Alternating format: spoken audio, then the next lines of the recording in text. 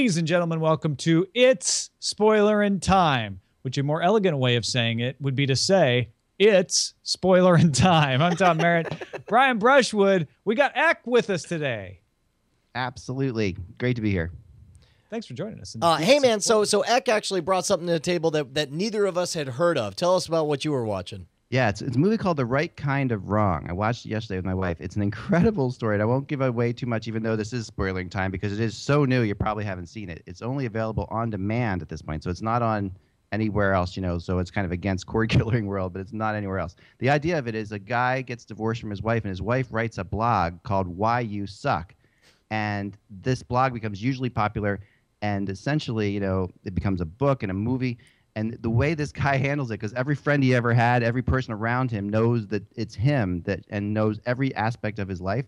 How he handles that thing is just a testimony to how to handle criticism in general on the internet or in any which way you face it. It's a phenomenal movie, and it's got a romantic twist to it too. It's an awesome movie, great date movie.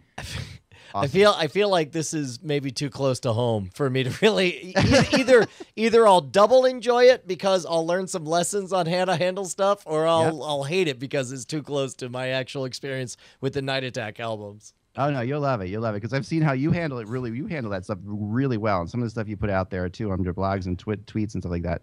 You'll totally get it. And this guy is an amazing weird hero through this whole thing. All right, so the right kind of wrong. I guess we'll see if we can figure out when it's going to come out for the rest of us who aren't on the cable teat, sir. The 99%ers. Yeah. What's up, 1%? Actually, I think it's the opposite. I think only 1% people are actually. But I think we should be indignant as if we're the 99%. Right. Hey, man, let's talk about Cosmos. We all watched this episode. It was about Michael Faraday. You might know him from the references to him in Lost. But he's also a very important scientist. And I'm curious, Brian Brushwood, what you thought of this episode. I'm gonna give this a very lukewarm response. Now, I'll be the first to admit that this was one. Normally, I try to give Cosmos my full attention, but I to be honest, the moment I realized that this was mostly a cartoon episode and a storytelling, because let's face it, the cartoons, I think, do great to draw in the kids and tell stuff in a very basic element. But if it's a basic story that I'm largely familiar with, told in a very basic kind of way, I felt okay about, for the first time I've done this, put Hulu in a window off to the side, opened up Orcs Must Die on the left, kind of played a video game while I watched Cosmos. I'm going to go out on a limb and say I don't think I missed much, but you tell me if I'm wrong. Ack, what did you think? Kind of with you, Tom and Brian.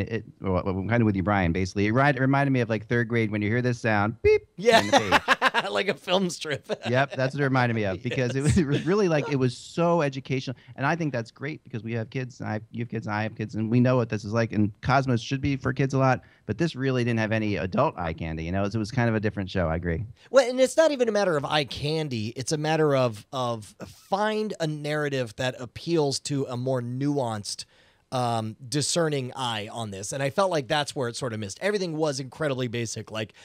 He worked for this guy. The guy was a jerk. The guy went blind. My eyes. Now he's on his own, but the guy was a jerk. But he showed him by figuring out science. I mean, I don't know. There was only one time they went after his religion, but it didn't even go after his religion.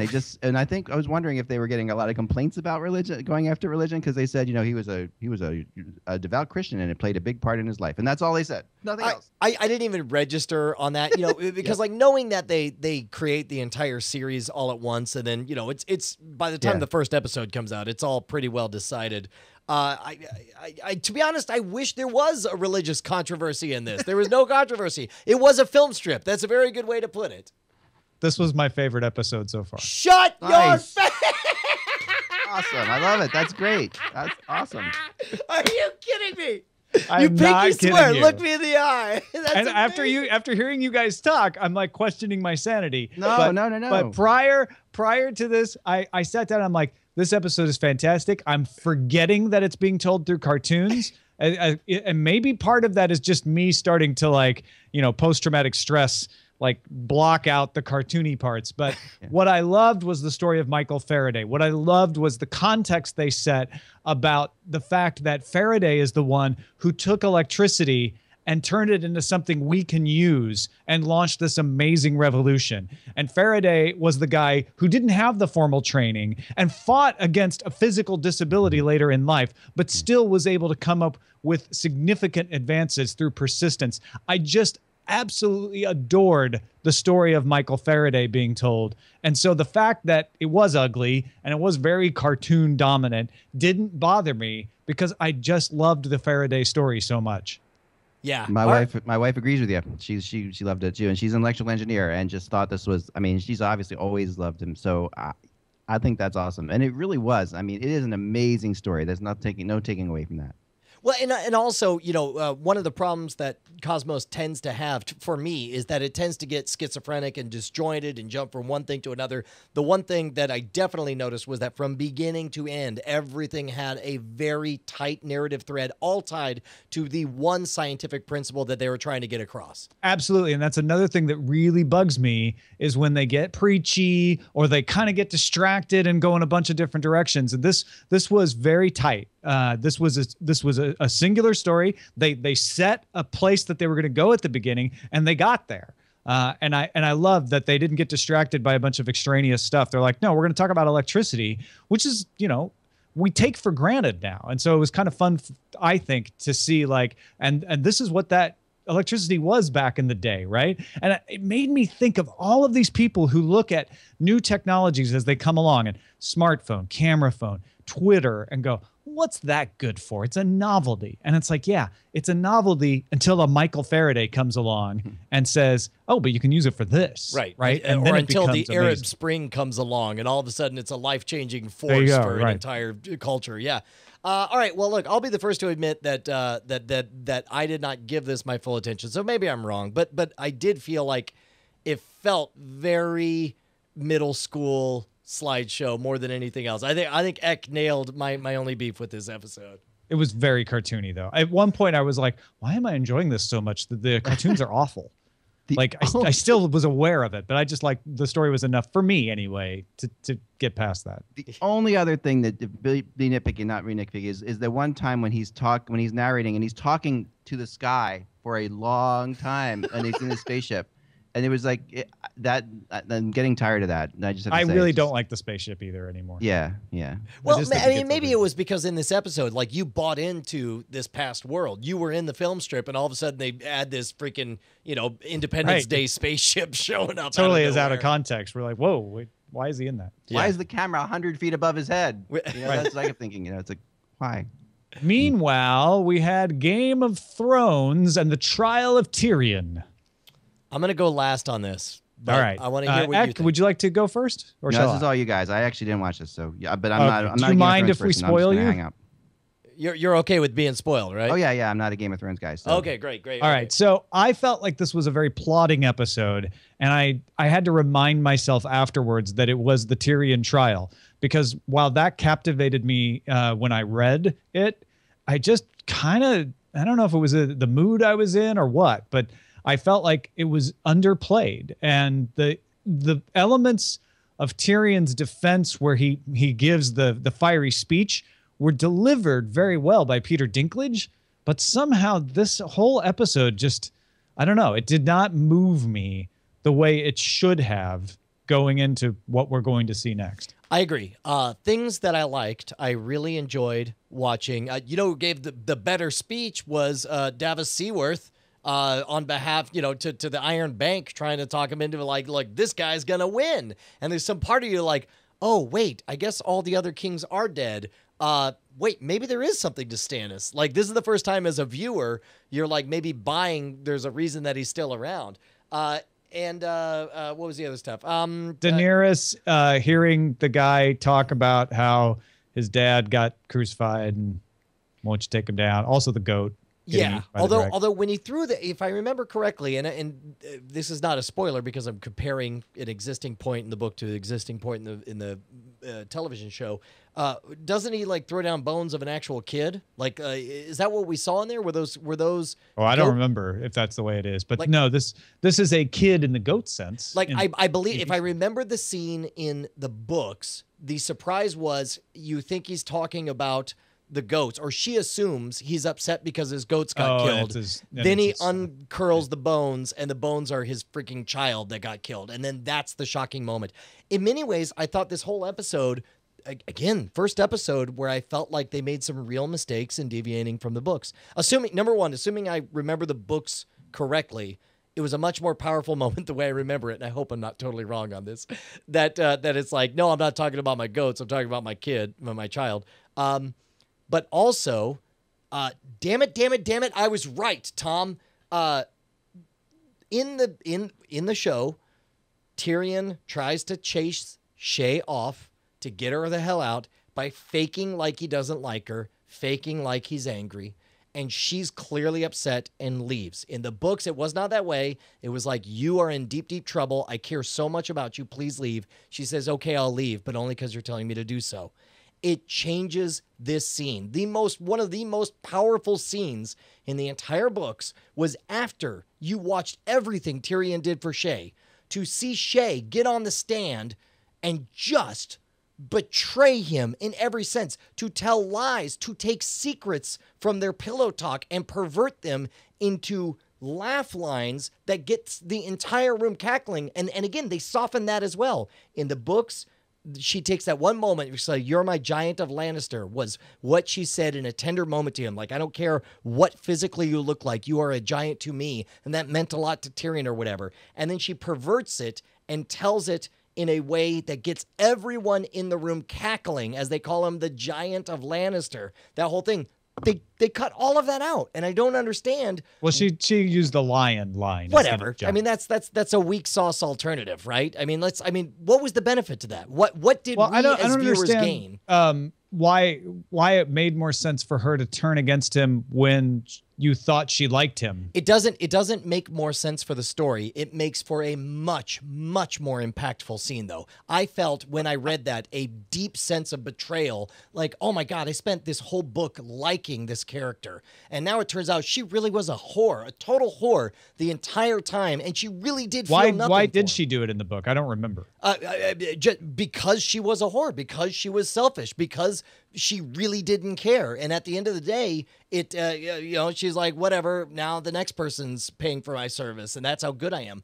And that's lost. Now they've made her a jilted lover who's getting revenge on somebody she cared about, which to me weakens the shock of all of that. I actually think it makes more sense in the TV show now that you've put it that way. I don't remember the book being that way. And I'm not saying you're wrong. I'm just saying I just didn't remember. That wasn't in my head. I remember Shae turned against him, but I actually was watching this last night going, why is she doing this? And there's a little more sense to it that he tried to run her off and she thinks he hates him. But really, I felt just confused why it didn't seem motivated, and just leaving the book out of it altogether, like what our expectations are. Whether it was good to have it be because he tried to pretend like he didn't like her or not, just didn't make sense. I don't understand why she would turn against the person that protected her without some explanation of a threat being over her head or having her not care anymore. It just seemed out of nowhere. It was like, oh, surprise, there's Shae. I knew it was coming and I looked, but the way they had it play out just seemed random. Like, oh, okay. Well, I guess the problems are the problem with that, and if I think about to the book, again, my memory's stupid, but if I remember, a constant theme of the book was the back and forth between Tyrion and Shae about like, oh, I really like you, yeah, but you're a whore and I'm the guy paying you, and like, no, but I mean it, and there's an entire book of seducing the reader into believing that, oh no, she really does care. And then to just have the middle finger, like just get stabbed in the gut, like, ha, she doesn't, was a very big, shocking surprise. Absent that in the book, I can understand the need to put a motivation for in there. But here's the flip side. When it happened in the book, you understood why all of a sudden Tyrion would reject the very reasonable deal that he was given. And all of a sudden Tyrion's like, I hate all of you and I don't care what happens. Screw every one of you. In the book, that made sense because you felt betrayed and duped as the reader. In the show, granted, they put like this reason in there, but it's an understandable reason that everyone goes through. The more reasonable Shae looks to the viewer at home, the less reasonable Tyrion's insane suicidal response seems. Yeah, to I don't me. agree with that. I think Shay betraying him didn't seem reasonable in the show, and I think the only thing that made sense to me was Tyrion being so angry that Tywin or Cersei would use Shay against him that he lost his top. That part made sense. The rest of it didn't make sense to me, and it fell flat.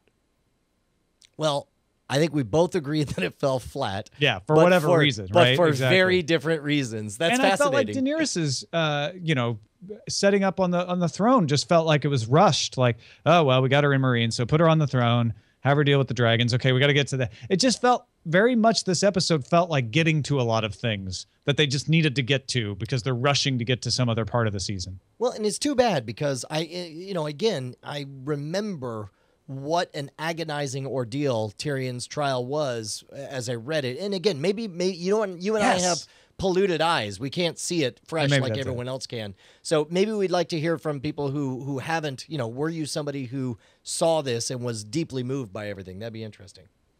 Yeah, because there's some stuff going to happen soon that will be interesting. Now that he has said, I want a trial by combat, First thing Eileen turned to me and she's like, so does that mean he has to fight Cersei? You know what? That is the one massive departure from the books that I'd be totally okay with. Yeah. No matter how much that would mess everything. Watching Peter Dinklage kick Cersei's ass would be amazing. All right. Let's move to, should we move to her? Yeah. Let me just say real quick. By the way, Eklund, did you watch her? I know a lot about it. I saw the preview of it. It really looks great. It looks interesting. But I don't mind being spoiled and talking about it. It is. I found it to be an astonishingly, surprisingly sticky movie. Like, as I enjoyed it, it was, as many Spike Jonze bits are, reminded me a lot of whatever that was. I'm Still Here. The short he did for Absolute Vodka. I don't know if you saw that. If you guys just search for Spike Jonze, I'm Still Here, there's elements of that in there. It seemed so practical and believable a future, where we have all of these extensions of artificial intelligence, but their only purpose is to reinforce our humanity. If you look at all of the computers, there's not a single keyboard in the entire thing. There's not a single mouse.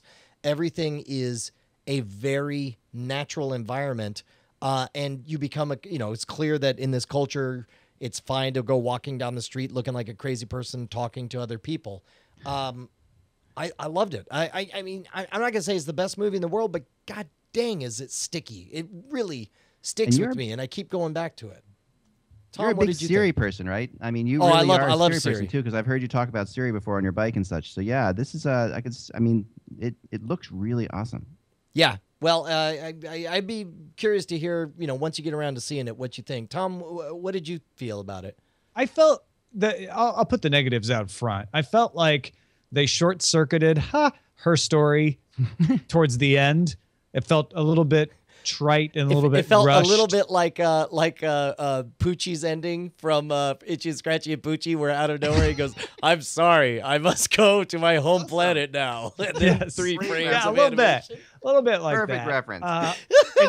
That's awesome. That is so perfect. And the reason that bothers me more is because they did such a good job enriching this storyline, right? Starting from very common tropes, just kind of set 10 years down the road to where you could be like, oh, okay, yeah, I could see that being the way we install things. I could absolutely, that's very similar to me buying a new phone, except this is this is a different kind of device.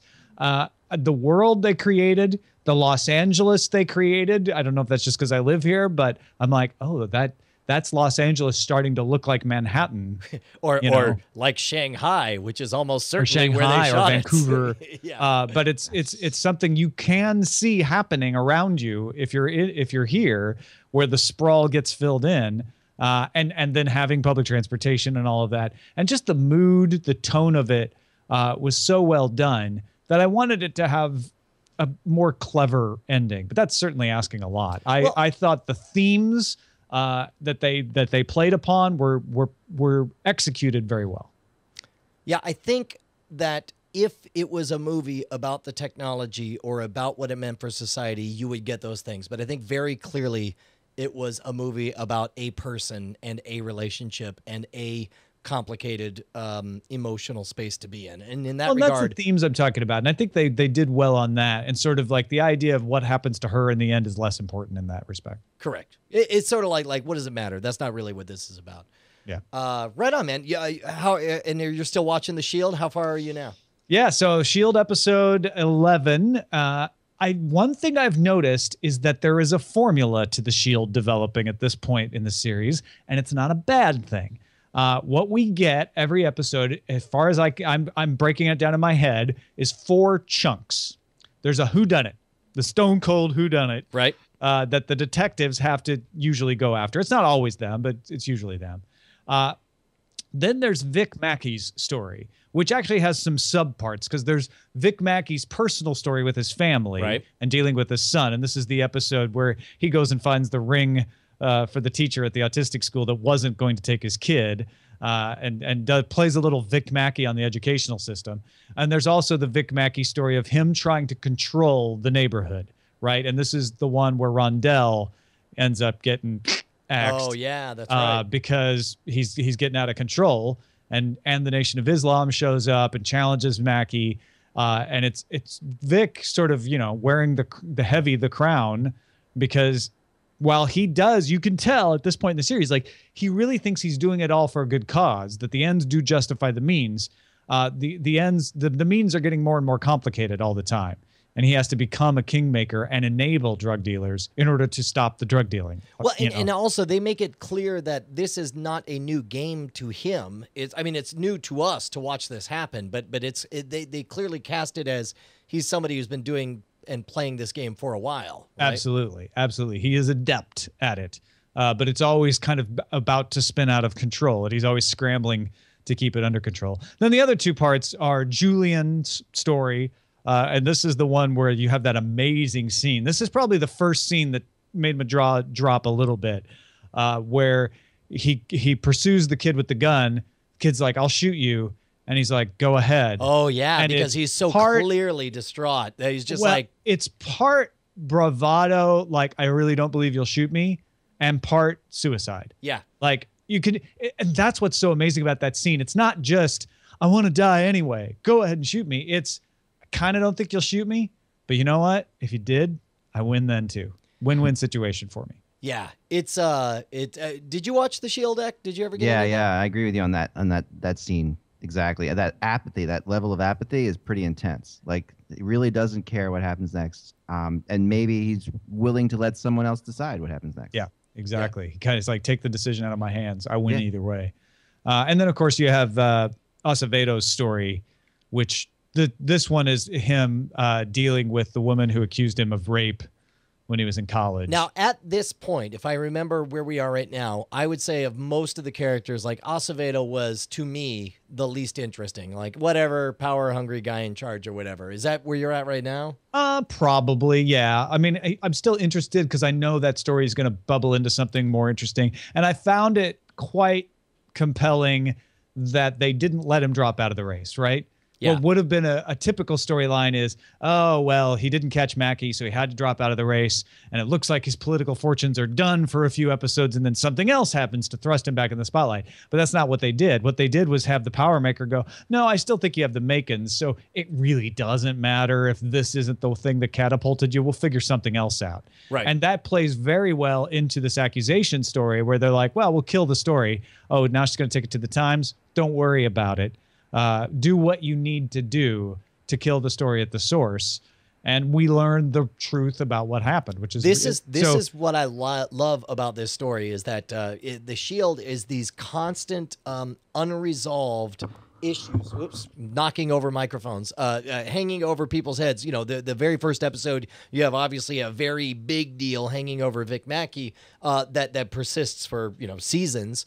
But then you start to other characters, Julian, you understand his baggage and you see it hanging over his head and you feel his anxiety as he tries to juggle everything. And now Acevedo, he doesn't know when this is going to blow up on his, and it gets thick enough that just the mental, emotional exercise of keeping track of all the stuff that might come crashing down, it feels like a house of cards. And at any moment, you're just like, one thing's going to change and everything's going to cascade down and you never know when or if that's going to happen. Yeah, absolutely. And the only thing that was odd about this episode was with the whodunit story, Dutch is having a hard time keeping up, and they don't really make That's it clear not very why. Dutch, right? Yeah. Well, it's sort of left as a mystery. Like, okay, I guess we'll figure out why that's happening later. I believe I don't think there are too many totally unresolved segments. If they dropped it off, I want to say they pick it up later on, although I can't remember the details on it. Yeah, maybe it's just that girly's date. I don't know. Right on. That's Dude, the Shield. well, thanks so much for continuing with it. Somebody recently said that I need to respond in kind by jumping into Fringe, and he gave me permission to just watch the last episode of season 1 and plow forward. And I wonder if that wouldn't be a bad idea. Yeah, no, I've recommended that approach as well if you wanted to jump into Fringe, but I thought you tried that already and it didn't work for you. I probably did, but maybe I'll give it another try. I don't know. It's also just Agents of Shield. There's an IO9 article on what episodes you need to watch from this season to enjoy it, and I pretty much 100% agreed with it. So if you were going to catch up on that, all right, it's not the same level as what we're talking about here, but there's a good plan out there for being able to be like, oh, let me get to the good parts and skip all the rest. Right on, man. Okay, well then I'll either jump in on Shield, Orphan Black, or Fringe. We'll see which one, but I'll hopefully make time and make that happen over the next week. All right. Well, thanks everybody. Eck, thank you for hanging around for Spoilerin time. I know we spoiled a bunch of stuff for you. Oh no! With all the hockey games going on, I'm never going to get a chance to watch that. So no, it's awesome. Thanks for having me, guys. Yeah, thank you. Follow him on Twitter, twitter.com/EKLUND. We are at cordkillers.com, and we will spoil you next week. Yeah, right in the face. With kisses. And love and affection.